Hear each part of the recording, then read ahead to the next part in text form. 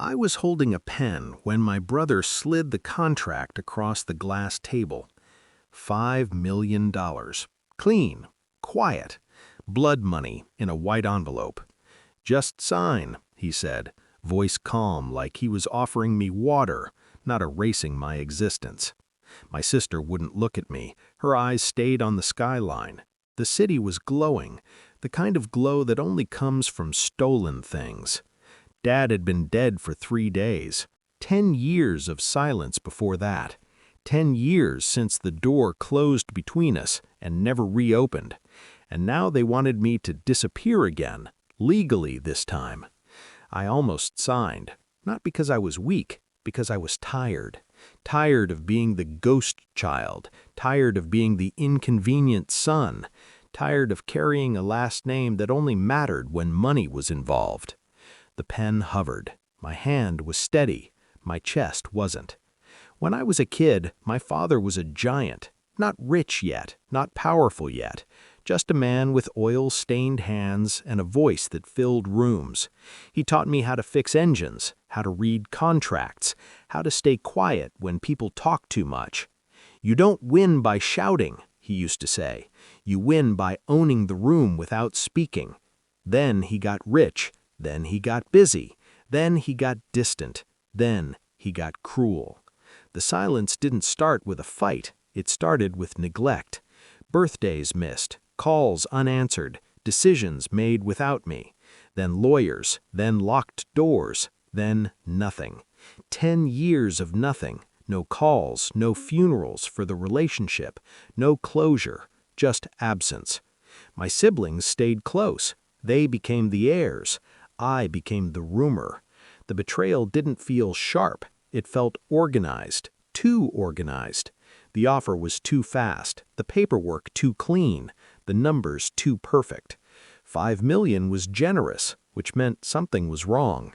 People don't overpay unless they're hiding something. That night, I didn't sleep. I didn't drink. I didn't call anyone. I opened my laptop. I went hunting, not emotionally, logically.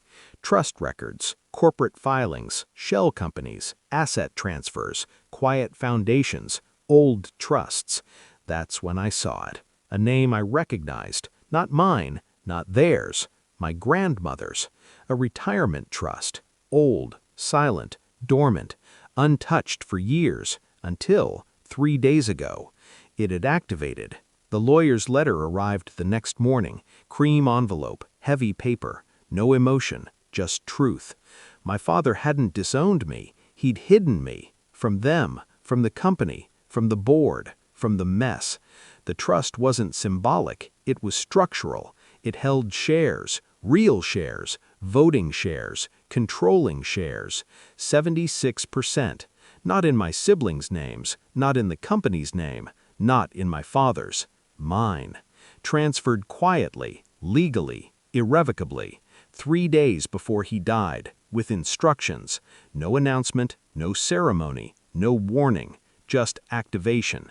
And one line at the bottom of the letter that changed everything. The beneficiary assumes full voting authority upon trust activation. I didn't feel joy. I felt clarity. Cold, clean, focused. I didn't confront them. I didn't argue. I didn't change my tone. I kept playing tired, small, unimportant. I told them I needed time. They smiled. Predators always smile when they think the kill is slow. I used the time differently. I met the lawyers. I met the trustees. I met the auditors. I met the board's legal counsel, quietly, privately, professionally. No drama, no threats, just documentation. Votes, rights, clauses, controls.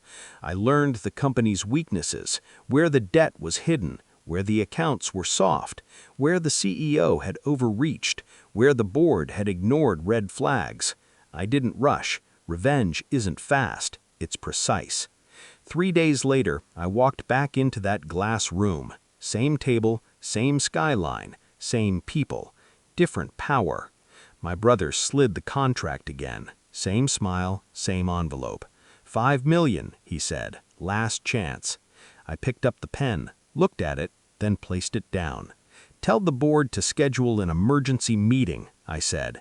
He laughed. My sister frowned. They thought I was bluffing. That's the problem with people who've never had power. They don't recognize it when it's quiet. The CEO found out first. He called me, angry, sharp, dismissive. "You're outdated," he hissed. "We're done here." I said one word: understood. That was the moment the trust exercised its rights. No drama, no announcement, just a vote, just numbers, just math. By Monday morning, the board convened. Emergency session, closed doors, panic, confusion. One question repeating in every voice: where is the money? The confrontation wasn't loud, it was silent. They sat across from me in the boardroom. Same faces, different posture. No more smiles, no more confidence, no more leverage. The CEO didn't look at me. My siblings couldn't speak. The chair of the board read the decision: termination, removal, transfer of authority, restructuring, asset review. All legal, all final, all irreversible. My sister cried. My brother went pale. They didn't lose money, they lost control, which is worse.